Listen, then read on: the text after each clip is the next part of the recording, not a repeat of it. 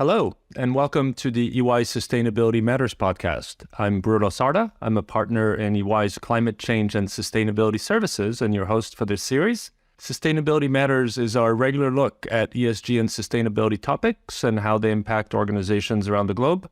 In each episode, we explore a topical issue in the sustainability agenda, and I'm joined by a mix of business and thought leaders as well as colleagues as my guests. And this episode is the first of a series of podcasts where we'll take a deeper look at sustainability and ESG disclosure rules and frameworks worldwide, how they're evolving and what they mean for businesses. In episode 1, we put the spotlight on Europe and the new EU initiative, the Corporate Sustainability Reporting Directive, or CSRD for short. These new rules will actually significantly expand the number of companies required to provide such sustainability disclosures to nearly 50,000 from less than 15,000 currently, and will introduce more detailed reporting requirements on company impacts on the environment, on human rights, social standards, as well as sustainability-related risk. We'll discuss how it aims to work, what changes it will bring to current reporting practices and for whom, and how it will contribute to Europe's 2050 climate neutrality target and Green Deal objectives. With me to discuss the CSRD today, I'm delighted to welcome two of my EY colleagues, Elodie Timmermans, who leads Sustainability and ESG Reporting and Assurance for the Americas, and Christian Orth, who leads Sustainability Reporting and Assurance for EMEA and is the team's global leader. Thank you so much for joining me today. So, Christian, let me start with you. You're based in Europe. You've been closely involved in the evolution of these standards. Let's start with some framing and definitions for our listeners who may not have followed all of this as closely as you have. CSRD is one of many acronyms in this conversation, including CSRD, NFRD, EFRAG, and ESRS. Could you briefly explain what these all mean and how they're connected? Bruno, happy to do so, and I'm happy to be here in this webcast today. So, here's my quick introduction of all these acronyms. Overall, all these acronyms are part of something we call here the European Green Deal.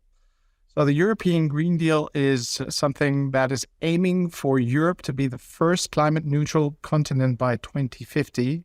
And there are a lot of initiatives which belong together. So CSRD, that was the one you addressed first, is the Corporate Sustainability Reporting Directive. This is addressed to corporates with respect to all the sustainability reporting requirements, disclosure requirements. But these disclosure requirements have a goal. They are aiming not only investors, they are also aiming to inform financial institutions, which brings us to the second element of the European Green Deal, which is the SFDR, the Sustainable Finance Disclosure Regulation. This addresses the financial sector to steer money into green investments instead of brown investments.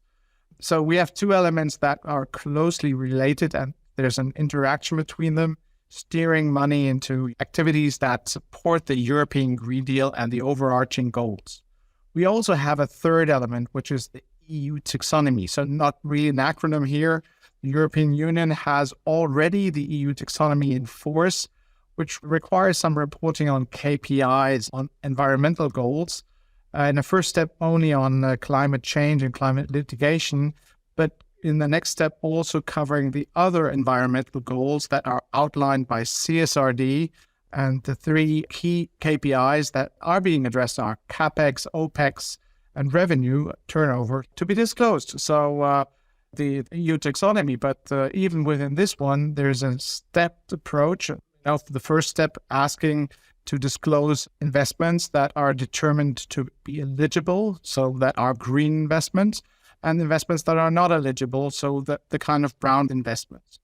Going forward from this year on, we also have to look at the alignment of these investments. So it's not only about being a green investment, but also ensuring, sustainable and substantial contribution to those goals.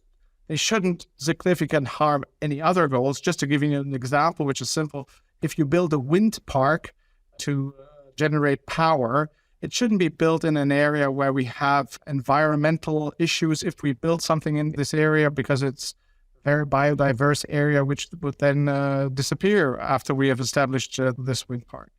And there are also minimum safeguard criteria. So these are three elements which then sum up this EU Green Deal.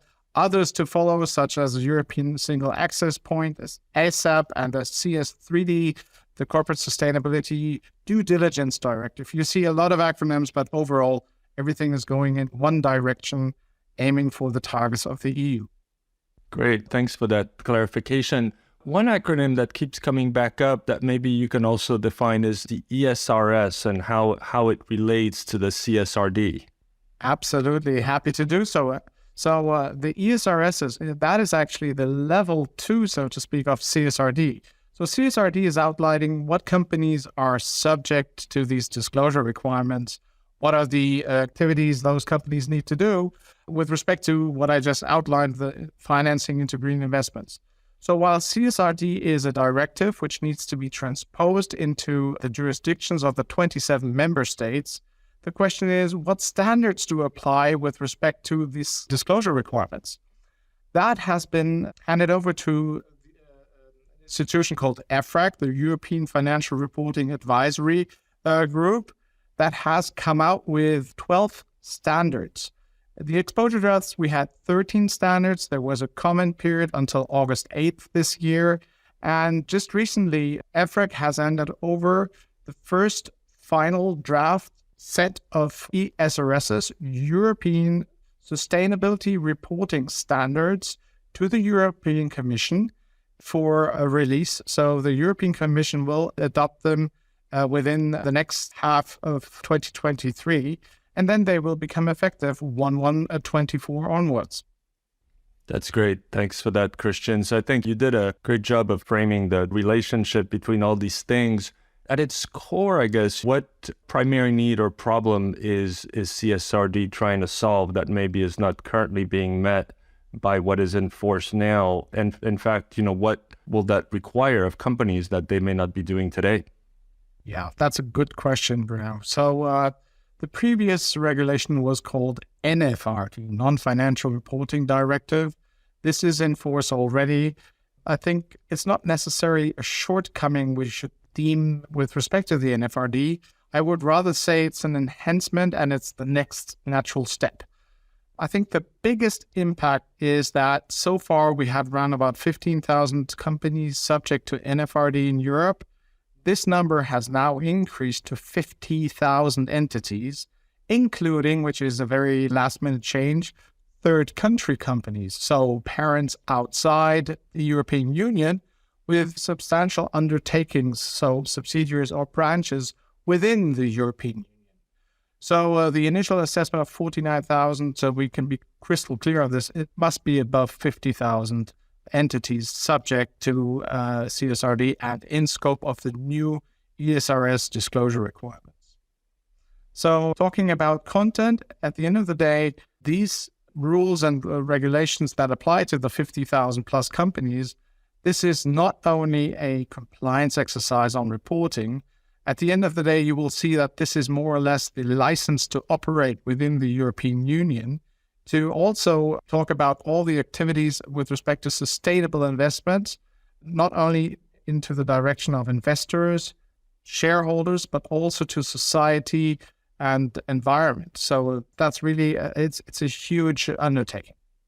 Great. Well, before we turn to Elodie to get a perspective on what this means to organizations based out of the EU, can you briefly tell us what is roughly the timeline for CSRD and how realistic is that?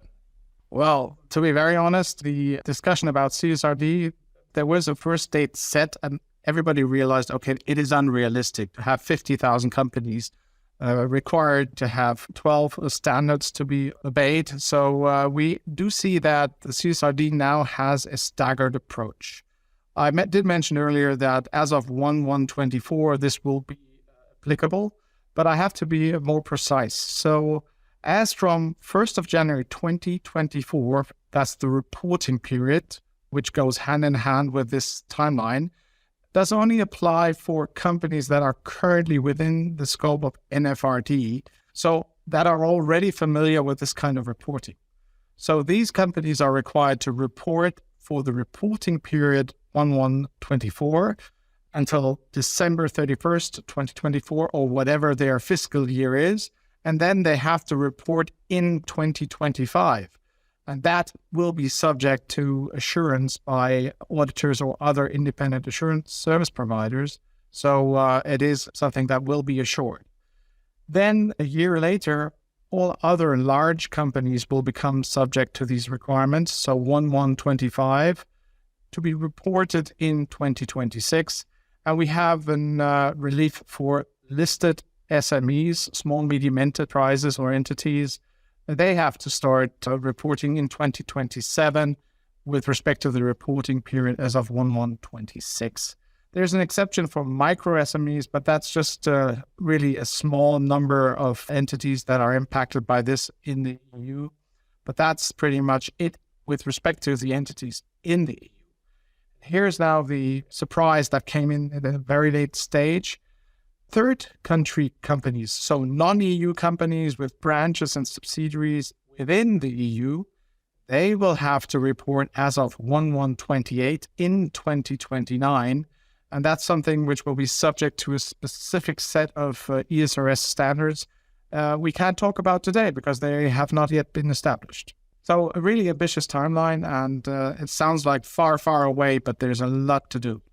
Great. Well, thanks for that overview, Christian. So Elodie, let's turn to you. So from a rest of the world perspective, and you sit in the Americas particularly, how will non-EU companies, either that have subsidiaries or maybe significant business or turnover in the EU in any of their member states be impacted by the CSRD?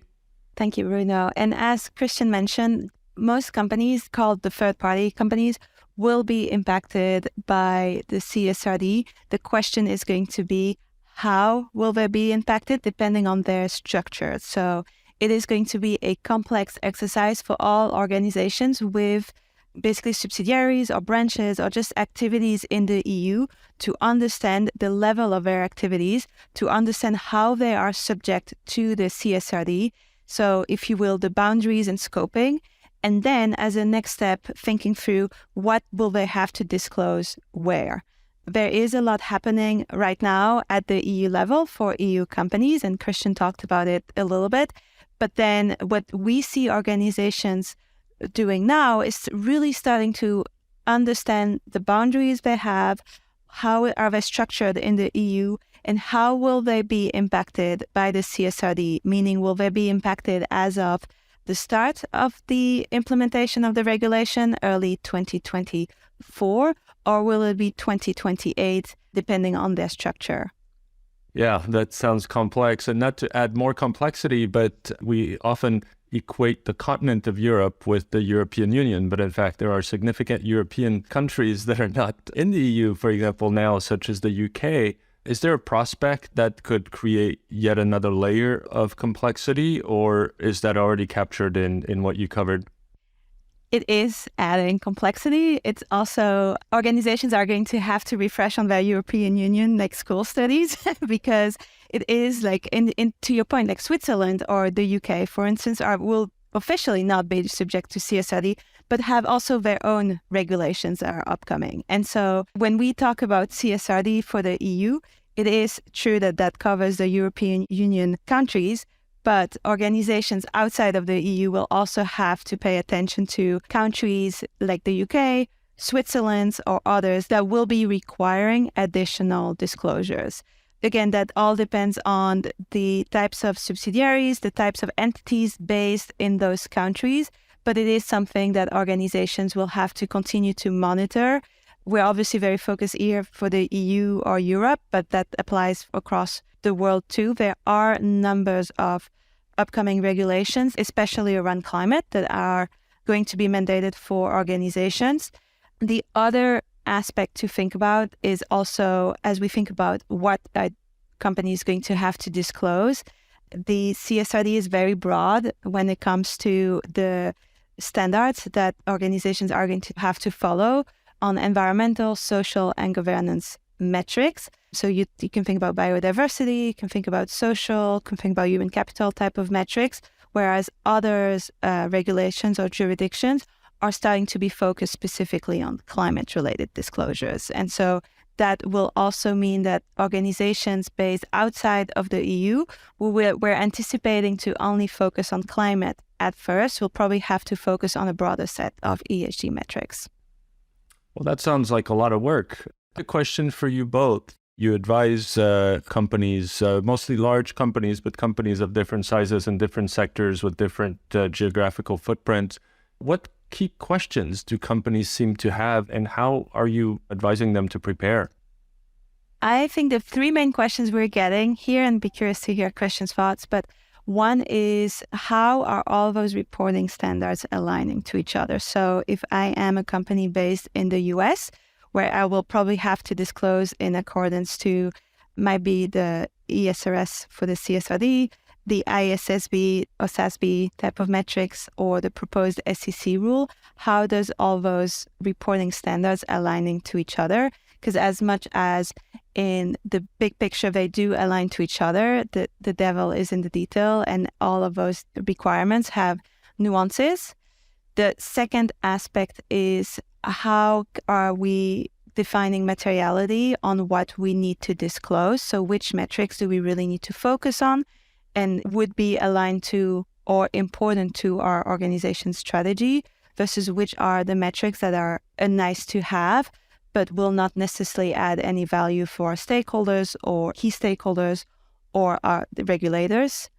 And then the third aspect is really processes and controls. So how can we make those reporting processes more sustainable from a longer term perspective, more efficient, but really having more sophisticated data collection processes, which will help with clarifying the data completeness, but also the accuracy of the data. Elodie, I think you're absolutely on spot. The only thing I would like to add is, if I talk to clients right now and they approach me like, Christian, tell me, what is CSRD about? I always say, do you remember the IFRS implementation 2005? And they look at me like, wow, that's massive. And I say, yeah. Do you remember SOX implementation 2002? And they're like, oh, that was a pain. And then I say, see, if you add both, that is the implementation of CSRD and ESRS. And then they get pale, and then they look at me like, are you serious? And I say, yes, unfortunately, this is the case. So, and then we start, okay, so how can we limit this to an amount which is doable? And the answer is, okay, let's have an analysis on country by country basis, because as I just outlined, each and every single entity in scope on its own needs to report the sustainability report with 80 plus disclosure requirements, which are approximately over 1,000 data points, which need to be obtained, which need to be reported, organized. So this is really a massive task. The key point here is always, is there a way to exempt companies by, grouping the sustainability reports?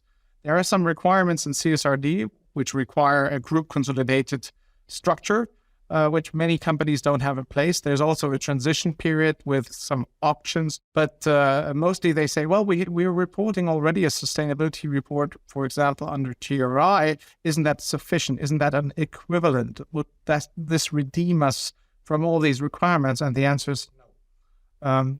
As simple as that, it's a no. So that's where they really get nervous. And I think this is why we have come up with a very, let's say, structured approach to say, okay, let's determine the entities in scope. How can we exempt these entities? What is the level where we can consolidate? And then also look at the staggered implementation approach on the requirements, which I just outlined, 2024 through 2028, which helps them to, come up with a plan.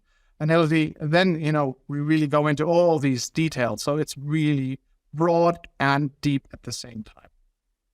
Well, thank you both. Yeah, that's, I think, covers a lot of ground and potentially, raises a variety of questions. One that comes to mind is, we often hear from companies, is this just more reporting for the sake of reporting? Will this lead to something other than just more information being produced? Questions like, will a directive like the CSRD actually drive a transition to a more sustainable economic system, or will it deliver the accountability that investors are demanding, or maybe the additional actionable transparency that they seek in their investment strategies? What are your thoughts?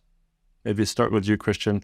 As I said, it's not only a compliance exercise reporting. So there's really a goal behind this to achieve a sustainable economy here in Europe.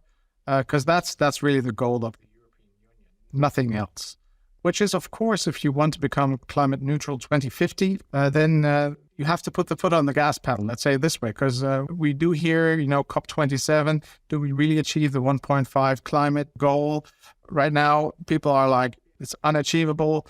So the EU also came up with other plans in between, like Fit for 55%, all these things. So at the end of the day, Bruno, this is really more than just a pure compliance exercise. This is changing the behavior of entities in the way they operate, in the way they interact with their suppliers, with their social environment, with all the stakeholders. So this is why the EU looks at the 3 pillars of E, S, and G, environmental, social, and governance, to make sure that these goals are achieved.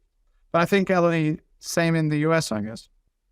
Yes, definitely. And the other thing which regulation like the CSRD will help is help companies think through where are their impacts and where are the dependencies across their environmental or social or governance metrics. Oftentimes what we've seen is that organizations have set their environmental, social goals in alignment with their visions or their strategies, but then it gets really complicated to actually measure progress against that, or even just make changes within their businesses to align to those goals. A broad set of metrics like CSRD, if focused on the right ones, will definitely help organizations to also have a change in their strategy as they intended to be, but also really start basically tracking and measuring where their impacts are, and potentially maybe identifying some externalities that they didn't or they were not aware of in the past. Yeah, and that really brings to mind also that level of organizational maturity. You talked about things like process and controls, Elodie. What are you seeing in terms of as the sophistication and the implications of these standards become, more central to, I think, Christian, you mentioned even the license to operate in particular jurisdictions. How are you seeing this play out in the way organizations basically mobilize and organize internally? For example, how is the role of maybe the chief sustainability officer, or maybe the chief financial officer, or the controller? How are you seeing evolutions within the way organizations approach the work? It's definitely evolving and it is changing quickly. I think what we've seen historically is that the chief sustainability officer or the ESG team or corporate social responsibility teams, depending on the naming convention the organization had, were in the lead to basically do all the ESG related disclosures as well as working on the ESG strategy. And so there were a lot of demands for very limited resources in general. What we're seeing now with the push from investors as well as regulators, and the fact that some of those disclosures will be required in mandatory annual reporting, we see that the chief financial officers, the controllers team, the investor relations team are becoming much more involved in the overall disclosures piece, as well as just thinking through what the strategy is for an organization. And that creates very broad, but more probably comprehensive ESG steering committees or sustainability working groups across the organizations at the top level, which also can drive change and accountability for the organizations. And so what we see now is that the finance teams, controllers teams are getting more involved in the ESG disclosures aspect. So getting to the right data, getting reporting and processes and controls that are close to the level of the finance ones. There's a long way to go, but there is progress there. But which enables basically the chief sustainability officers and their teams to really focus on strategy, on implementation of ESG or sustainability types of initiatives to really drive change. So in short, I think just like by being able to really like change that internal landscape around ESG and sustainability to think through both disclosures and strategy, it will help companies make progress on their overall goals and targets. Christian, from your perspective, does that resonate as well with what you're seeing in the EU? That is exactly what we see in the EU. And I think what Elodie just outlined, to put it in a nutshell, right now the change is driven by disclosure requirements. That is a typical compliance exercise. But to get these informations to disclose, you need the entire company, the entire teams, HR, law, you name them, operations, supply management, distribution, whatever you choose, they are all involved. So the entire organization needs to be part of this journey. And if we reach out to clients and they ask us for help to, assess where they are standing, whether they have gaps, whether they are capable of doing this, there are a lot of elements they do have in place, but they now need to be brought together. This is really something where you see the C-suite involvement. And what we also see, at least here in Europe, is that there's a lot of involvement of those charged with governance, because they see themselves also in charge and responsible for the reporting. Again, reporting as a nucleus of the entire development. So I couldn't agree more to what Elodie just said. It's really in a holistic approach that impacts the entire enterprises. And you bring up a really good point, Christian, because what people sometimes forget is that to get to that one number, right, whether that's Scope 1 greenhouse gas emissions or number of suppliers audited for human rights, there are a number of sub-metrics involved that are all coming from different parts of the organization and are all being inputted in different systems. And so that is something where the complexity of those reporting processes should not be underestimated. And this is why it can get a little bit overwhelming for organizations as they start to really document their processes and controls, or also just think through like, okay, what is the level of certainty that we have about that data just because of the complexity of the data collections, aggregations, and consolidation aspects. Well, thank you both for bringing such expertise, insight, and frankly, clarity to this crucial issue. It's been a fascinating discussion, even for me, even after the prep for this episode, just learned so much. And I know you've both written on this topic. I think there's articles on ey.com where people can find your contact info if they have further questions or want to discuss their needs. But in the meantime, I want to again thank you both for contributing your expertise, and I'm sure many will find this episode quite valuable. Thank you. Thank you. Thank you. As I mentioned at the start, this is the first of a series of podcasts looking at ESG and sustainability disclosures. There will be further episodes in the coming months, so please look out for them. Thank you for listening to Sustainability Matters. If you enjoyed this episode, please check out previous episodes on ey.com or wherever you get your podcasts. We'd love for you to subscribe, and ratings, reviews, and comments are also very welcome. Please also visit ey.com, where you'll find a wide range of related and interesting articles that will help put these bigger topics in the context of your business priorities. I look forward to welcoming you on the next episode of Sustainability Matters. My name is Bruno Sarda. You can find me on LinkedIn and feel free to connect with me there. Thanks so much for listening.